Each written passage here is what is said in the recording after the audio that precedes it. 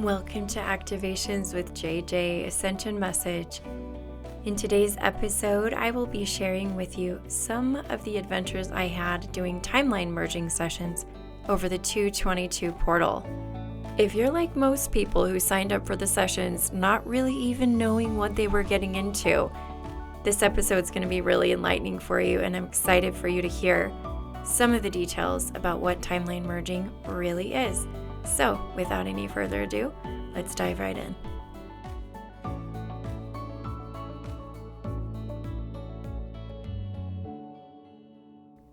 Hello, dear beautiful souls. Thank you so much for joining me for this episode, which I honestly didn't even know how to categorize because I just started a new podcast series called Adventures in the Akashic Records, which is all about the sessions that I do.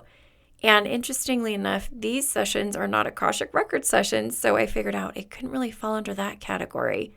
They are still recaps of sessions, and I am so grateful to the individuals who allowed me to share their stories anonymously. I've changed their names, but allowed me to hop on here and give you a little glimpse as to what this timeline merging looked like for some of these people. I really do believe that in their stories, you will find something that resonates with you, and maybe it will expand you in some way and help you on your journey. So we're going to go ahead and launch into 3 different stories. I'm excited to share these with you. So this first story is a session I had with someone who I will call Amy. And of course, as I mentioned, Amy has given me permission to share a little bit about what happened in her timeline merging session. So as we began to drop in, it was really fascinating. I've worked with Amy a lot, and I noticed that when I work with someone who's been in, 2 or 3 different programs with me, whenever we do a one-on-one session, things just flood in very, very fast. For someone who's brand new and I'm just meeting them for the first time, we're just getting used to each other's energy. And so when I have somebody that I've worked with that much, they just take us from 0 to 60 in like 0.2 seconds. So we dropped in, and then we were already in her Akashic Records. Now it was interesting because up until that point, a lot of the people I had been working with had gone into the void to do the timeline merging, but she was doing something a little different. We were in the Akashic Records. All I could see was a circle of beings above her, and they were all parallel versions of her. I knew that they were parallel versions of her, and they were hovering in a circle over her head, and there were about 20 of them, actually. There were quite a few. I got the sense that these were all parallel versions from approximately the same time. So it wasn't like they were from 5,000 years ago or, in the future. They were all they were all human versions of her parallel, lives, and they were all from the same time, approximately. It was interesting because she had some fascinating experiences the days leading up to the session where she had said she was on a trip, and she's like, while I was on this trip, I kept going to my maps, and my location was on my maps, and my maps kept telling me I was in a totally different city than I really was in. And this happened 3 or 4 times, and she's like, I checked to make sure my location was working. And then on top of that, something else happened, and it read that I was in Canada. She's like, I wasn't even in Canada.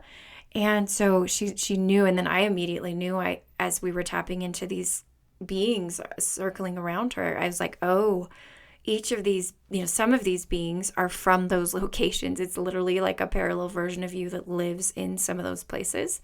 So that was really, really fascinating.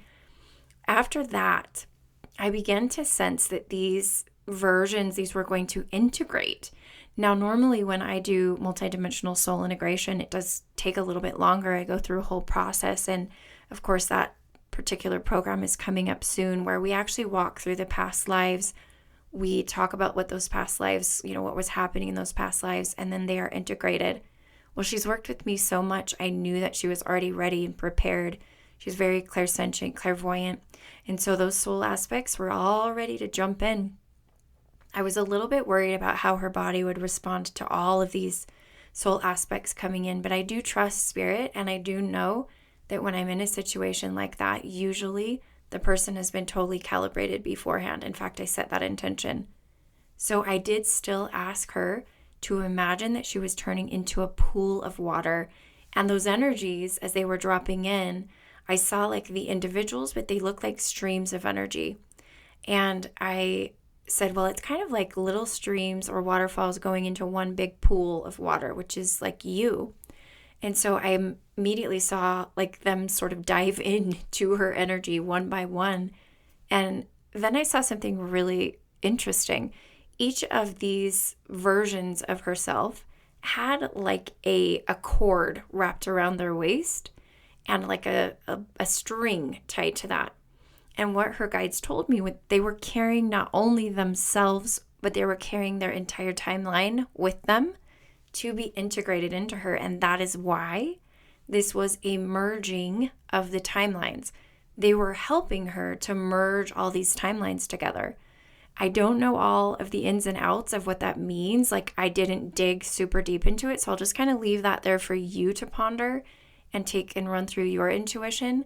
It's interesting that there was a difference and a differentiation between the individual soul aspect and the timeline.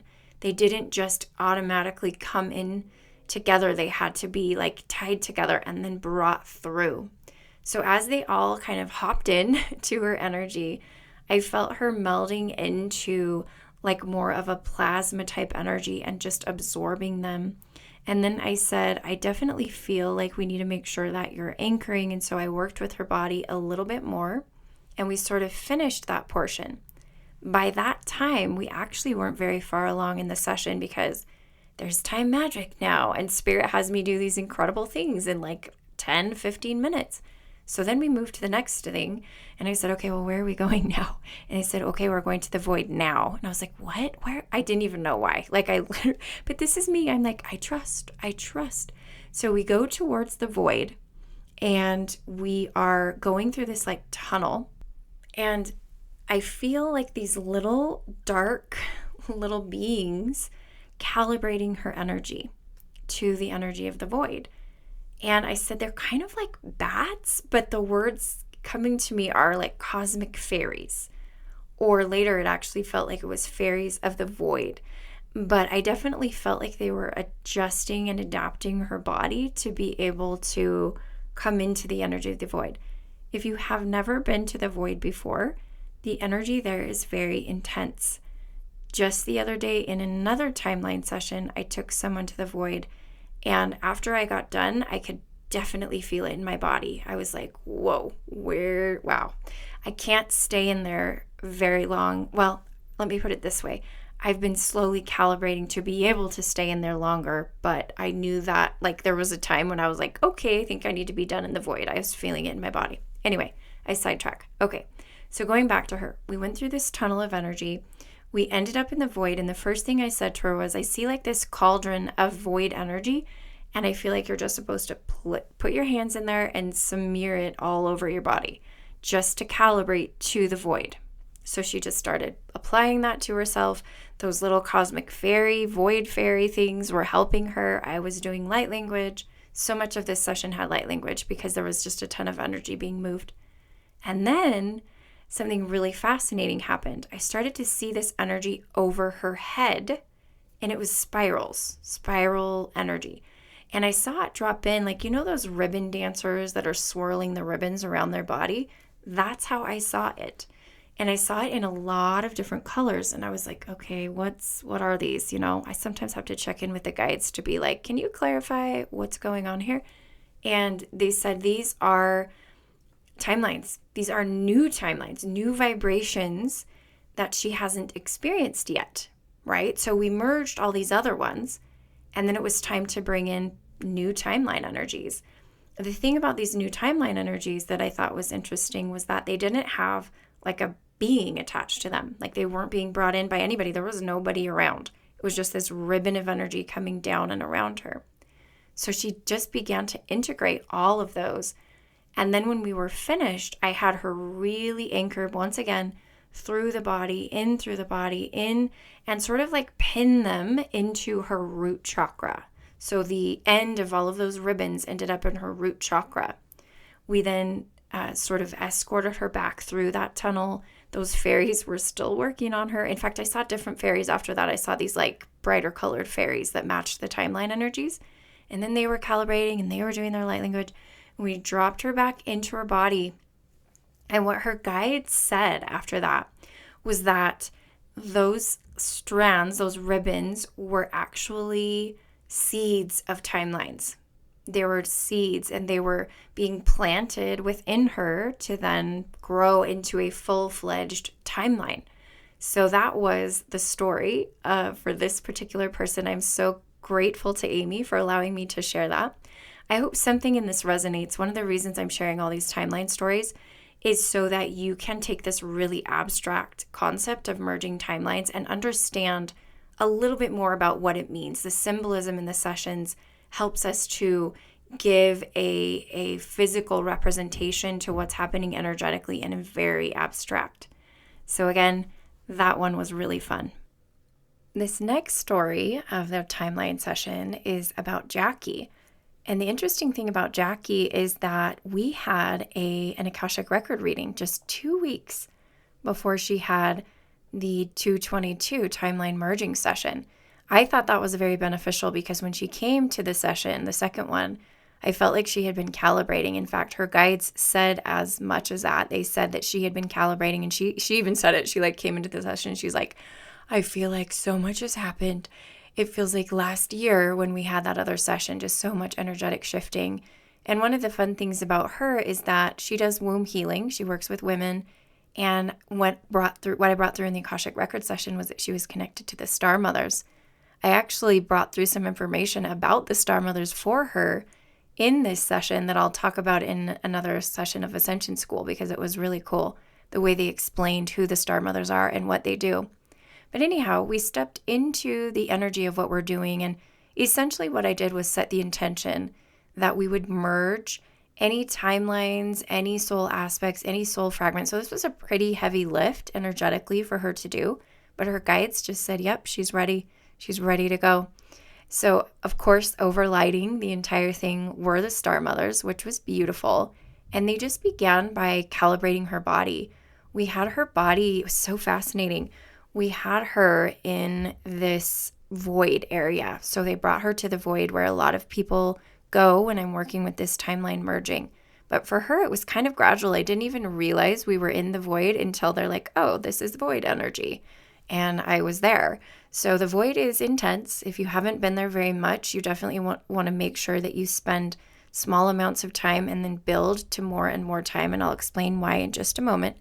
But anyway, we started integrating all of these soul aspects and timelines just in a very beautiful way. It started out where they had her hold her hands out in front of her and imagine a little golden seed, a little golden spark. And that golden spark grew bigger and bigger and bigger until it was bigger than her. And then it enveloped her. And they said, this is your container now. You are going to bring in all of these energies, all of these timeline energies into this container. Do you see how big it is? It's sufficient for all that you need. And so I felt like they essentially expanded her energetic field. As the Star Mothers were coming through, the whole session, periodically with different kinds of light language, I felt like I was actually speaking different races, like maybe Pleiadian, or I knew I was speaking Arcturian and Andromedan as well. I felt like they all stepped in with different languages as they came through. So we did all this merging, and I was feeling quite a bit of energy, like in her heart, a little bit of maybe pressure in that area, because I kind of, when I'm doing sessions, I can feel the body of the person that tells me like what to do and how to work with them. And so the Star Mother stepped forward at the very end of the session with something fascinating. They said, we would like to offer you this special device. It's a light technology device that is designed to help her fully integrate over this next little while. And when it's done, when she doesn't need it anymore, we will remove it. But we need to ask for her consent. And when I saw it in my third eye, it literally just looked like a rod of white energy that was about the length from her crown to her root chakra. So she did actually consent to receiving that technology. As soon as they placed it in her body, I did feel her calm down, But they told me we were done, and we started to drift back into her body. We started to drift like we were going downstairs and recalibrating into the body. After we came fully out, my guide said what you were feeling in her heart, what you were feeling, that energy at the very end, that was actually her body saying that it was done being in the void, and that's what it could handle at that moment in time of the void energy. And so I told her that. I said, when you go into the void, it's a place you kind of just stick your pinky toe in, and then you stick your foot in, and then you stick your leg in, and you just do this to get used to it, because it's a very different energy for us. And again, a lot of people say, well, what is the void? How do you use it? All the things. I actually have a podcast about manifesting in the void that I can drop into the details down below.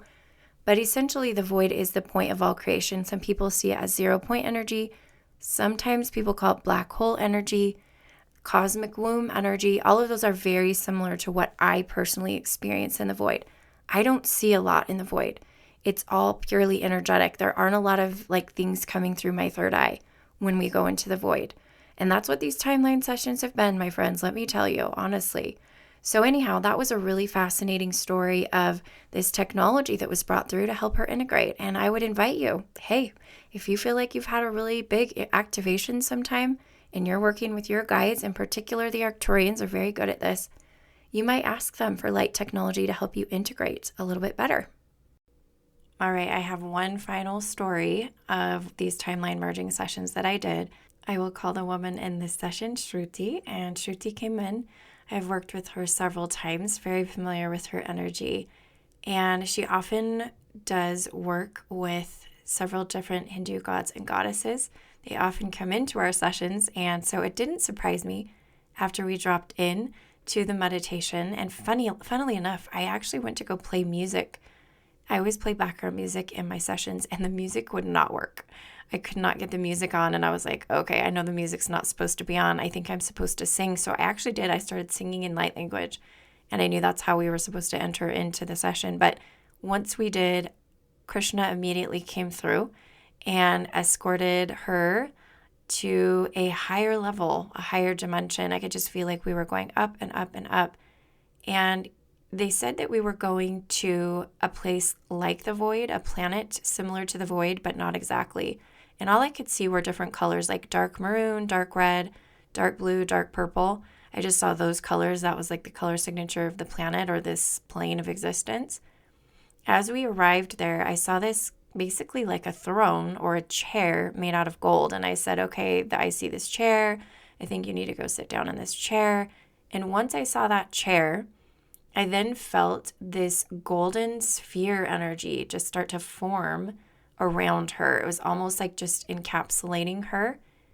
And I saw these little electricity vibes coming all over the place. Lots of electricity, lots of charged energy coming through. And I noticed that as these little strands of electricity were coming in and sort of connecting with this orb, it felt like those were the timelines we were calling in. So I said, okay, let's start calling in these timelines. She does light language. So I said, I feel like you need to call them in with light language. So she started doing her light language, and I saw these little beams of energy coming and connecting in with this golden sphere that was around her. And I realized the golden sphere was like her energetic container. And I said, don't worry, your energetic container is very large. The sphere is what you are. It's way bigger than your normal body or even just like your energetic body. It's a very expanded version of you. And so it's going to make it so you can integrate all of these timelines. Anyhow, I started seeing these interesting patterns show up on the outside of the golden sphere. It was almost like when you look at a window and frost starts to form on it, and it starts to form those like crystal patterns on the window. It was literally like that. After we got done with the session, she even told me that her guide said to her that each of the little symbols that was being etched on the outside of the sphere was the energy key or energy signature or archetype associated with the particular life that she was integrating. And we kept working, and I felt like I was really helping her body continue to be able to handle all of this really potent energy. In fact, at one point at the end of this timeline merging, actually about in the middle, the mantids came through and they were adjusting the outside of the sphere. They came in and did some work. And then secondly, Krishna came through towards the end of what we were doing and replaced the core of her energetic body with a larger core. It just looked like a rod of energy. And it was almost like they were saying, we're replacing her batteries with larger batteries. But I mean, that was the best analogy I can come up with because there's so many deep concepts. I don't even get everything that I'm seeing. So then after they were done, they were like, okay, we're finished. And then something they did totally blew my mind.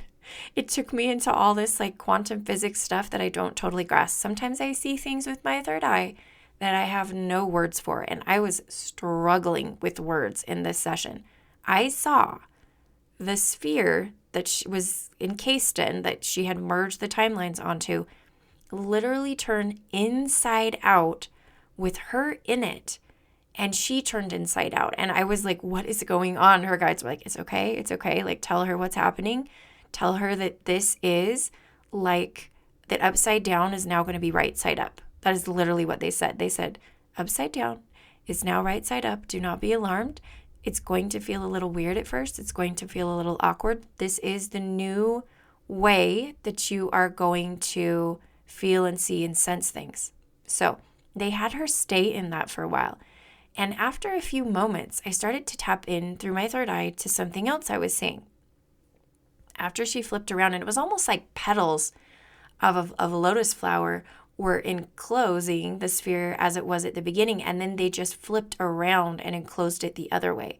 Well, then the scene that I saw after that totally made complete sense. The main part of her body looked like it was attached to a golden sphere on the bottom.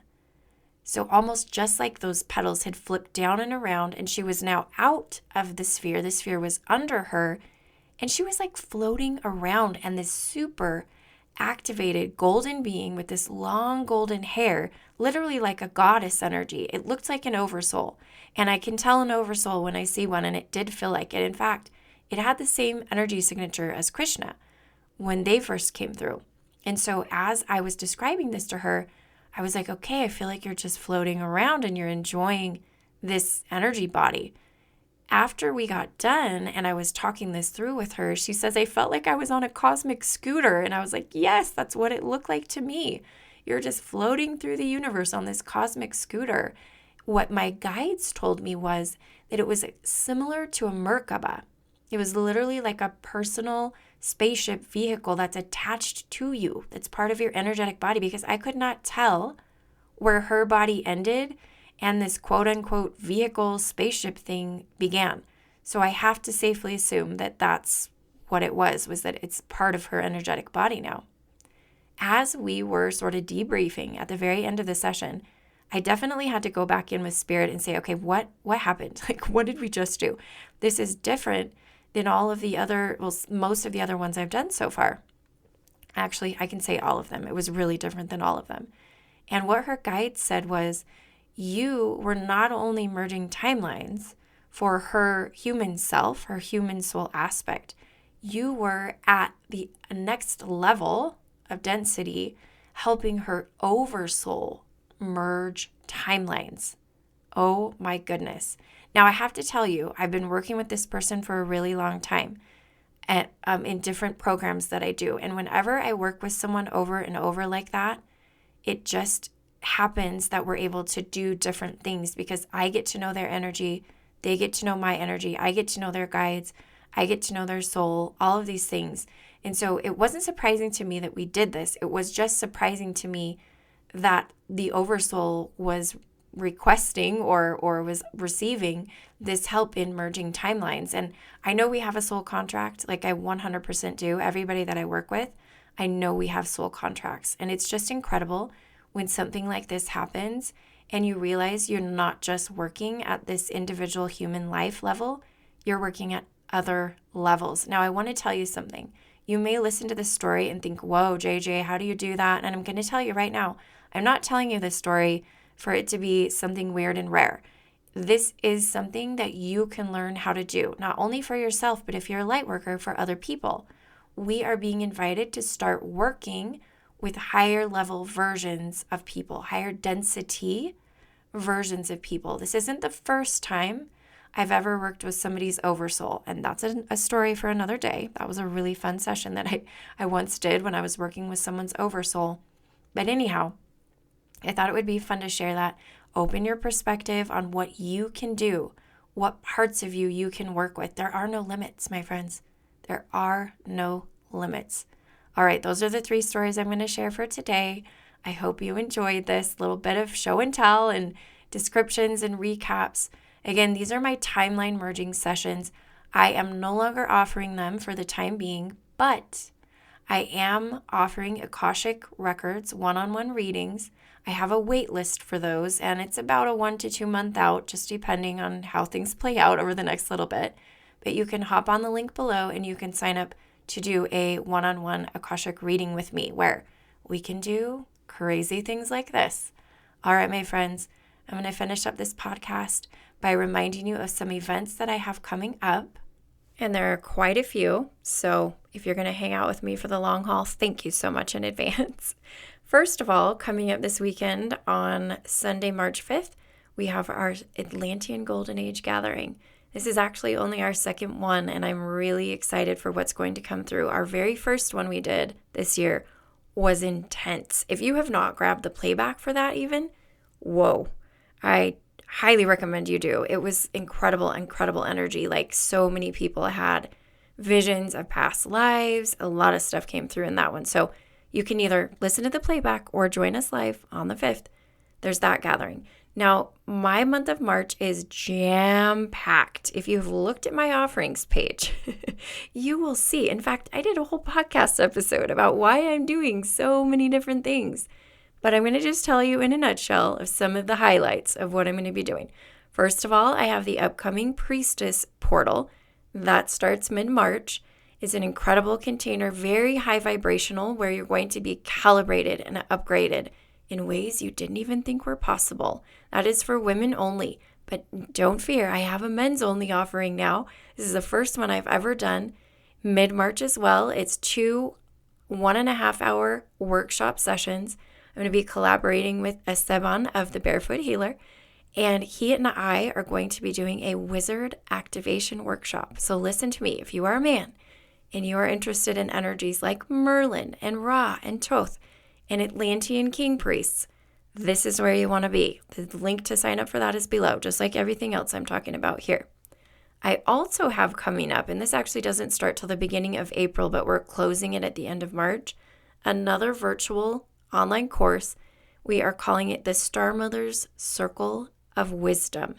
If you are connected to Atlantis or Arcturians, Lemuria or Pleiadians, and Avalon or Andromedans, any of those, this course is where you want to be, because those are the 3 Star Mother groups that are going to be overlighting this whole course. And I'm even collaborating with 2 friends. There's 3 of us total.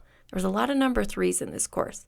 So you can click on the link below. You can find out what that means, what Star Mothers is. There's an incredible landing page that explains to you all about the activations. Now, I don't want to forget to say, pay attention if you live in New York City or Connecticut, because I am headed your way to do in-person events in March. Yes, I get to meet you in the flesh, one of my very favorite things. I'll be in Connecticut at the Angel Co-op doing personal readings in the Shungite room, and 2 different workshops. One is a goddess activation workshop for women, and the other is a Lemurian past life regression and group healing. That one happens on the Saturday, the 18th. On the 19th, I'll be meeting with a group of you in Manhattan, one of my favorite places. I love the energy there. I have a really strong feeling that we're going to be doing grid work while we're in the city. Every time I go to New York City, I'm doing grid work everywhere I go, and I want you to come join me and do grid work with me. It's such an incredible experience. So if you stuck with me this whole time, where I was telling you all about this, and this is probably breaking the record for the longest podcast episode I've ever had. Thank you. I just want to say thank you. I am sending you so much love. I am so grateful for you. I would love it if you could just hit that little like button and join this family by subscribing and be in this little soul container here that we're creating on YouTube or Spotify or wherever you're listening to me. And I also want to let you know, as always, that I am you, and you are me, and we are we. Until next time, my friends.